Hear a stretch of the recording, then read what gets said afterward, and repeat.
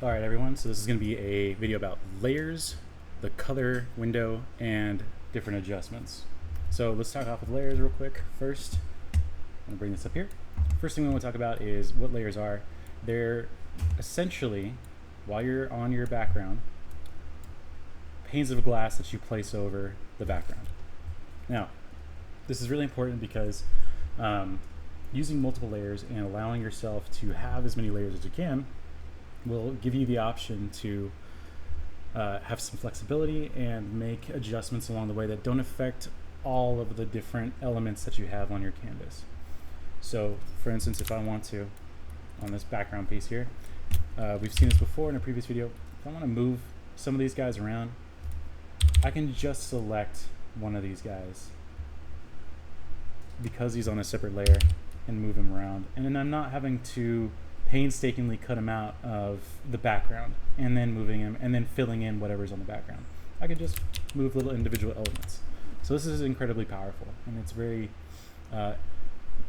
important that we master some sort of level of competency with it. So let's start breaking down what it is, or what we've got on here. First things first, these are the layers. Right now the background layer is called layer 0 on this piece. Sometimes you'll see something that has a little lock on it like that, and it'll say background. What this means is that this layer in the back, you can't do anything to it.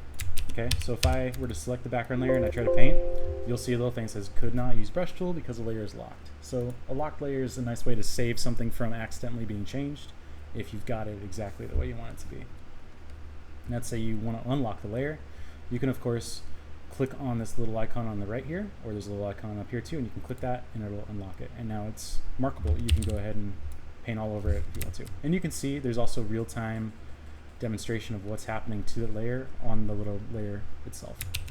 Okay, you can select layers just by clicking on them, and then you can grab a layer and move it. And just like how sheets of paper stack, what's visible on the canvas will depend on what's at the very top of your stack of layers. Okay, so if I move the background layer above all these guys, they're going to be behind it. Now if I wanted to turn off this layer so I can see what's behind it, I can click on the little eye and you'll see what's underneath it. And if you look too, there's checkers behind all these little Knights thumbnails that I have. That's Photoshop's way of saying there's nothing here. There's no information, there's no pixels, it's just empty, and this is blank space. Okay, and you can see that reflected on the background of the canvas as well. So having a background, like even just a white sheet, is easy and important to do. I tend to try to work on something that's a little more neutral, so it's easy, or have some fun and have some color to give light to the mood that I'm going for. All right, and you guys just saw me, I deleted a layer. The way to do that, and the way to create a new layer, is like this. If you go to the little box here, the little plus sign in the middle, this is a layer button, and if you click it, it'll create a new layer for you. It'll rename it layer 2, which is in the sequence of when you've made the layer. And if you want to get rid of the layer, make sure you have it selected, and you can do one of two things. You can either just click this little trash can icon and it'll delete the layer. It'll ask you if you're sure. Or, I'm going to create a new one, you can grab the layer and you can drag it to the trash can icon. Now why would you want to just drag the layer to the icon when you could just hit the delete button? Well, there's, if you have multiple layers and you want to grab all of these, which by doing so, if you wanted to hold shift when you click, it'll select multiple, and you want to delete all of them, you can just grab them all and drag them at the same time to the little trash can, and you delete everything.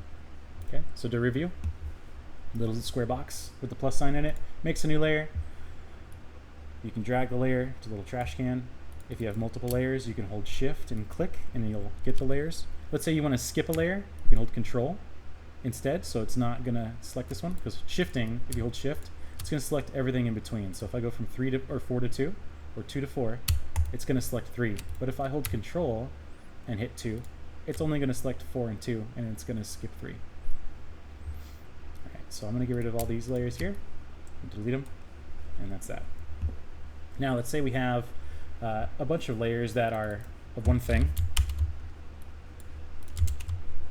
and I really want them to stay together. So I have all these 3 layers, different colors. I'll make this one actually a green. So these are all my green layers, okay? I got a light green, I got a middle green, and I got a dark green, right? And then I got my guys underneath.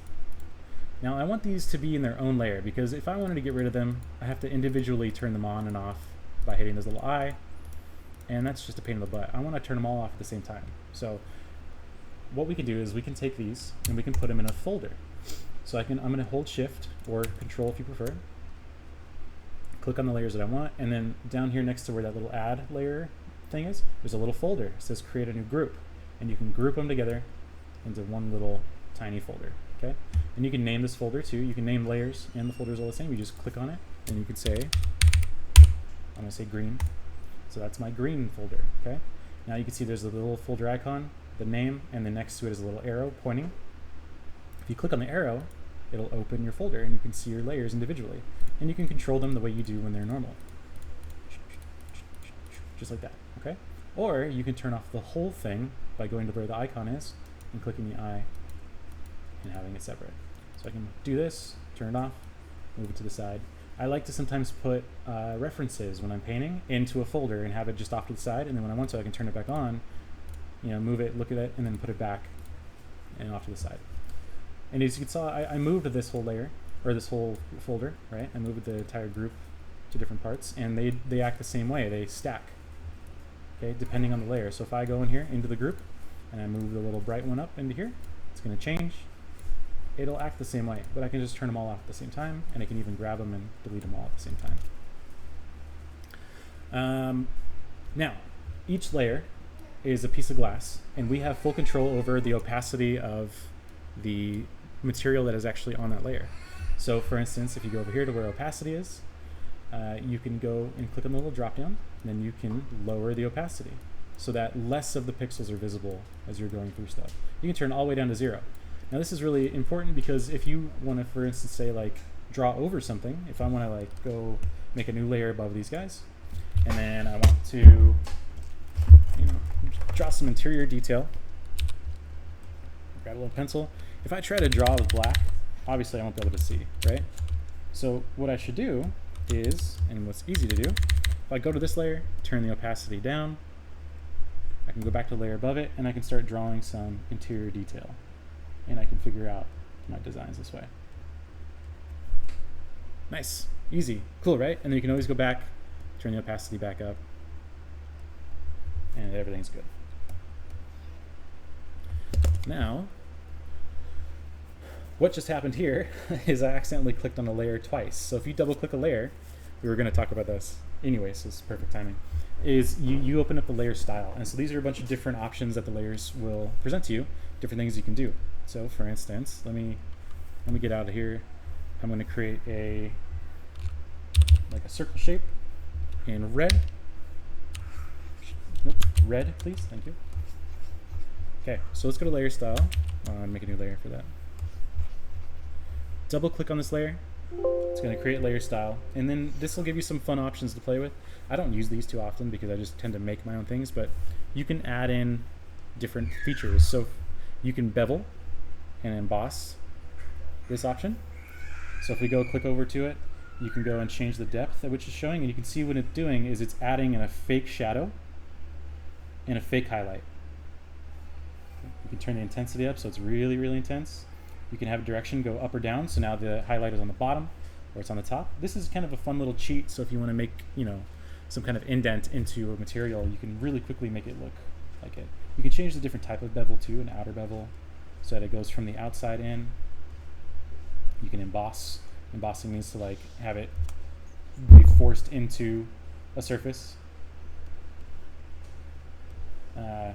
Pillow elbows, I'm not really sure what that difference is. I think it's just a little kind of a different version. And then stroke emboss. This is just if there was a stroke on here, which we'll talk about stroke in a sec. You can change it that way. Stroke is having a little line around the outside. Okay, so you want to make a shape and you want to align it. This is really nice for like graphic design. You can turn in the size of the stroke up and down. You can change the position, whether it's the outside of the shape or the inside of the shape.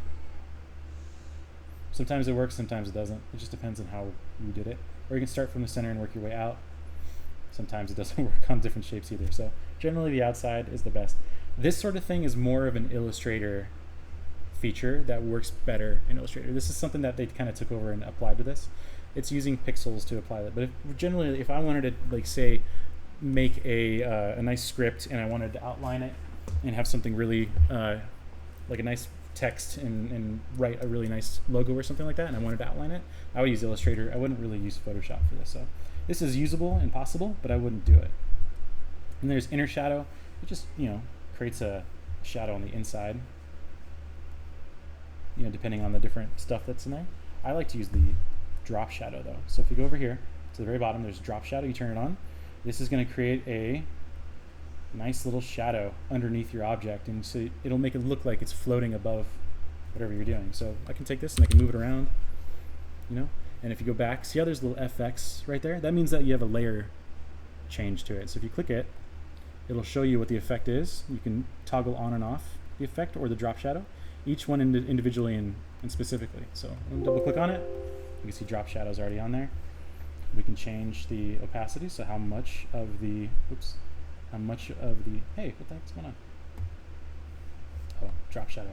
How much of the shadow is actually visible. So you can make it a nice light shadow, so it's just a tiny bit, or you can make it really heavy, so it's like literally black. Okay. You can also change the direction that it's coming from. Make it coming from the bottom.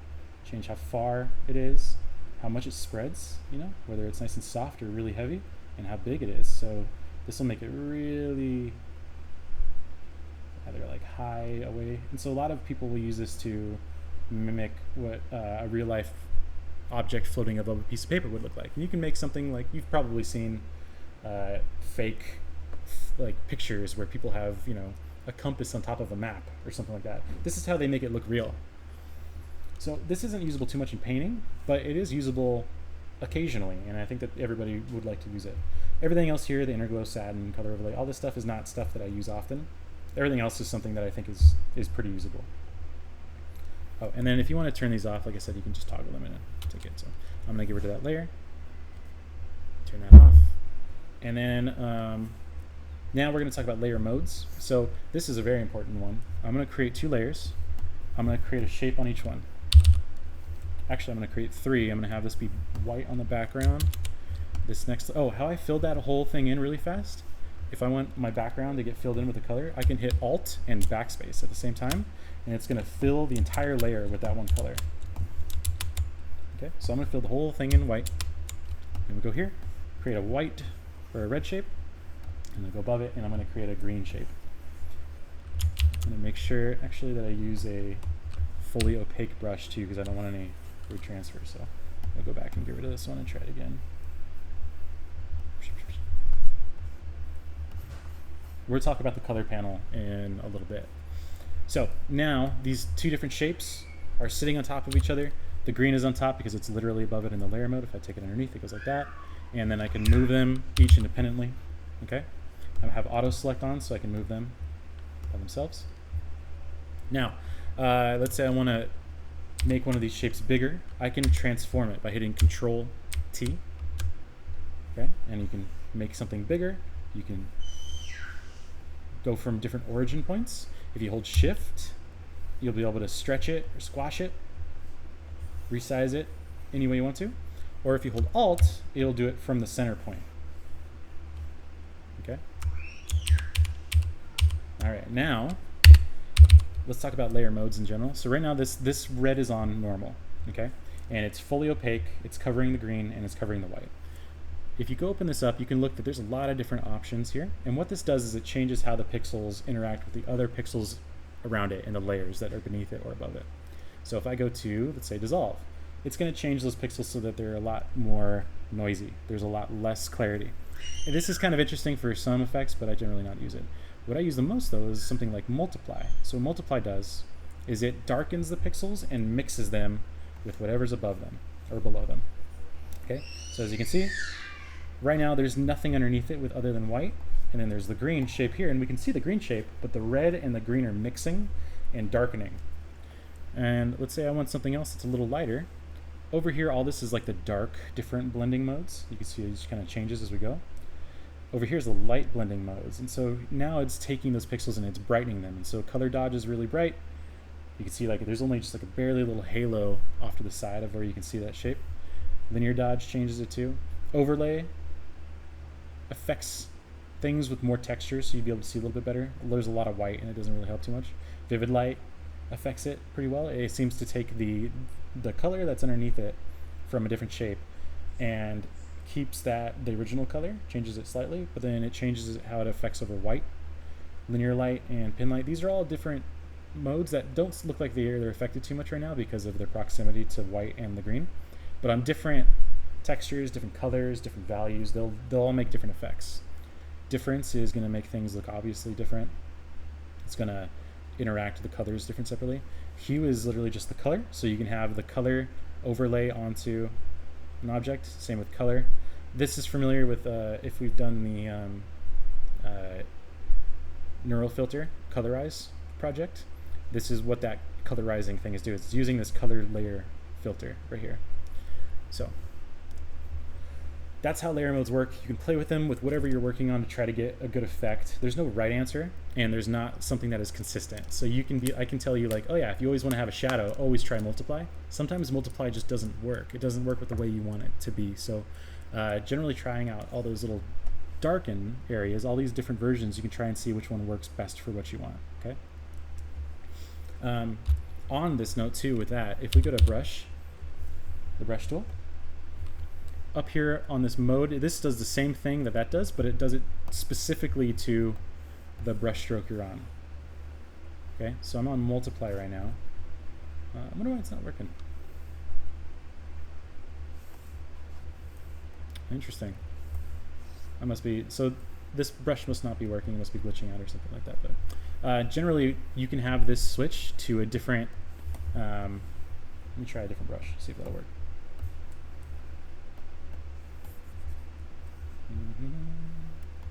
Try soft. Let's do a different color in that layer, maybe. Oh yeah, there we go. Overlay. So see how I'm painting over, I'm on that layer with the red, but I'm painting over it right now, and nothing's happening. But if I go to something like multiply, now I can paint over it, and it's darkening the red. And it's only on that layer, it's only with that brush stroke. So rather than affecting the layer, it's affecting the brush. So I'm gonna go back to normal. So you guys, sometimes you'll see like my brush isn't doing what it's supposed to be doing. It's not acting how I want it to. Double check the layer mode on your brush. All right, so I'm gonna delete these. I'm gonna go back to where we were before. And then of course, if you look here, there's all kinds of different options. There's a bunch of stuff here. One thing that I wanted to show you that's really important is, let's say I want to merge these two layers together. Like I want to flatten it and make it one big layer. You can right click on this layer, and you'll have all these options here, the same options as this little bar here. Right click, and then you'll see there's something called merge down. If I hit merge down, it's going to create one layer from the two layers, and this will work with multiples. Let's say I have a bunch of different designs on different layers. Right now they're all separate, so if I want to move them, turn the auto select off. If I want to move all these things individually, I can move them like this. But if I'm like, cool, I'm good, I'm down with all that, I can take this, I can select all 4 of these layers that I want to merge, and then I can hit merge layers, and now they're all one layer.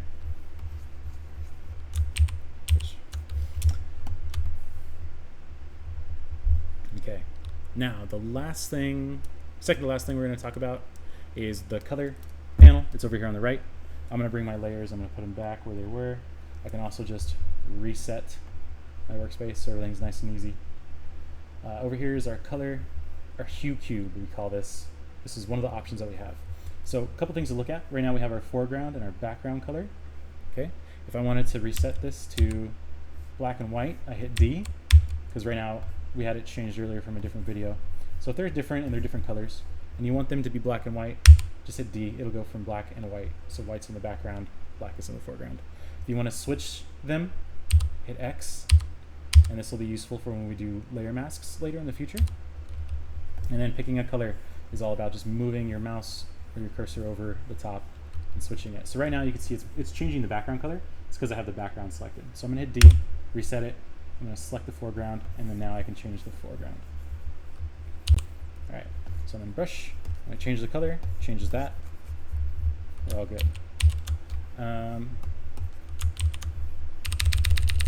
Now, if you look here, this is a really, really simple, easy layout. And this is the reason I have it set up here is so that I don't have to think too hard. Left and right is our saturation and desaturation. So if I go left, it's gray. If I go right, it's just pure red, okay? And then up and down is values. So up here is white, down here is black, okay? And varying levels. So over here is pure white, over here is pure black, and then over here is saturated red, black mix, saturated red, white mix. Now these values will change because of some color theory stuff that I'll touch on in the future, but these values are not consistent. They're not the same values. So this blue right here is going to be darker than this yellow right here, visually next to each other. Even though they're in the same spot on the hue cube, it's just because blue is naturally, in its most saturated form, very dark in value, and yellow is very light in value. And that's just the way it is.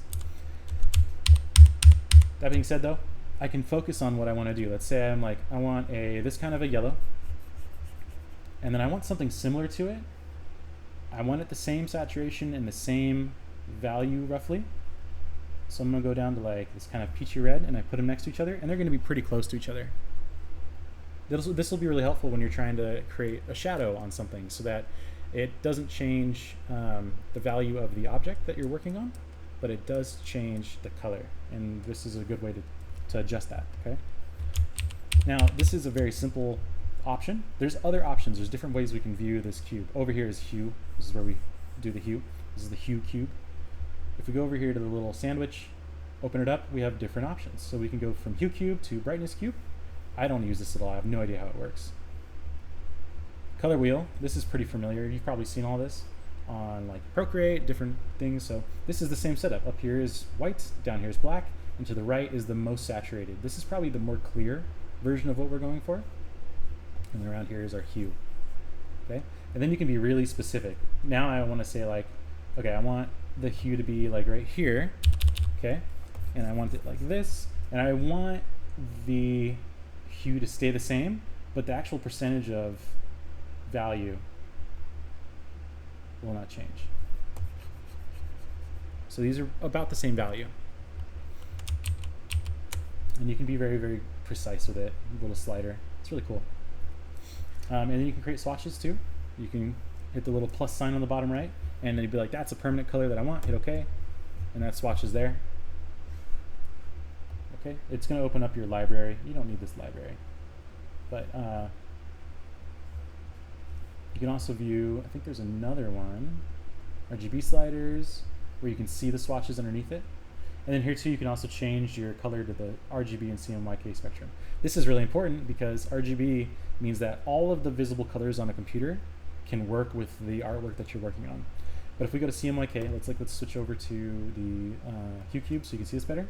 Right now we have a nice clean gradient from very dark black to white, and then there's the blues in between. If I switch over to CMYK, you're going to see a change. Oop, not the CMYK spectrum.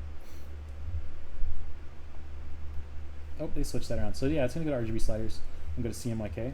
This is going to force me to only be able to use colors that are printable. Some colors that you see on the computer do not come out the color that you want them to when you print them out. And so this will force the colors that you choose to stay in a printable spectrum. So no matter what you choose, it'll be a color that works. And that sometimes it won't necessarily be the best. Like this one right here, this little warning sign, if you click on it, it tells you that the color you've chosen is not print safe. And that generally comes when you change the value right here. So if you want this color, if you click on this, it'll bring you to the next closest version that will work, okay? So if you just use this, it'll always be good, but if you come up here and you switch this around, you'll eventually find one that doesn't work for what you're going for, and you just click on it and it'll bring you to the next adjacent version that will work. I'm gonna get rid of that, I don't need it. I'm gonna go back, reset everything. Oh, it doesn't seem to want to reset that. That was interesting. Okay. That was color, and now the last thing we're going to talk about is adjustments. Up onto image adjustments, you can see we have a couple different adjustment layers that we can play with. So brightness and contrast literally changes the brightness and contrast of the current layer on. So right now we have a lot of black on there, but the tone that is on there I can adjust and play with. I can make it really, really bright or really, really dark. Okay. And cancel, go back to the way it was. This will make more sense if I go to like, maybe if I do a little gray line on here. A little bit of green maybe. image, adjustments, brightness and contrast. It'll really mess with the color. You can also create more contrast or less depending on what's on there. So if you have multiple greens like this, they're all really close together. If I go to image adjustments, brightness and contrast, and I increase the contrast, it's gonna take the light green and the darker green, and it's gonna push them further away from each other. The next one that we use often, because there's a bunch that we don't really care about, is levels. Now levels is going to be a histogram. It's a little graph of all the different values we have in here. So if I have let's click on this one, image, adjustments, levels, you can see here there's a little graph of all of the pixels that we have. From left to right is black to white. And then here it shows you a graph of the pixel value range that we have. So we have a lot of values in this range, and this is the number of pixels that we have in that value. Okay, so what I can do on this is I can take this and I can say, like, I want these pixels here, which are kind of like a dark gray, to be black. So I can bring this over and it'll turn those dark gray pixels to black. And then these ones over here are more of like a middle gray. I can bring those all the way over and make them white. And so it increases the contrast. And this is a really fast and easy way to take a picture and increase the contrast without messing with too much information. You can also adjust where the midtones are by moving this middle bar to either decrease or increase the range at which the midtones are at. Either way though. The next one is adjustments, curves. Now curves is interesting. It's difficult to use in some way, but it's almost the same as levels. So rather than having this part here, this is like the levels bar where we can switch things around. We can manipulate specific areas, and we can create a nice S-curve where we can really adjust what the values are going to be doing. And we can mess with it and really play with each individual part. You can also choose on here, let's go back over to adjustments, curves. I can go choose where I want my black to be, which is that, and then I can choose where I want my white to be, which is that, and it's going to really blow my contrast out. And you can see here, these are the new, black being white being the red one, and then black being the green one.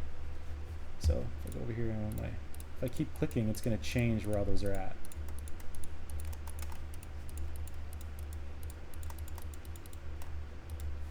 Okay. And that is it. That's all I wanted to show you for our layers, our color, and our adjustments. One more. Oh, hue saturation right here. This is also a really good one. We bring this over. This will change the hue. This will change the saturation. This will change how dark or light it is. It's a very simple one. And each one of these also has its own shortcut. So Control U brings up hue saturation. Control M brings up your curves, and then Control L is your levels. All right, that is actually it. Thank you. Talk to you guys soon.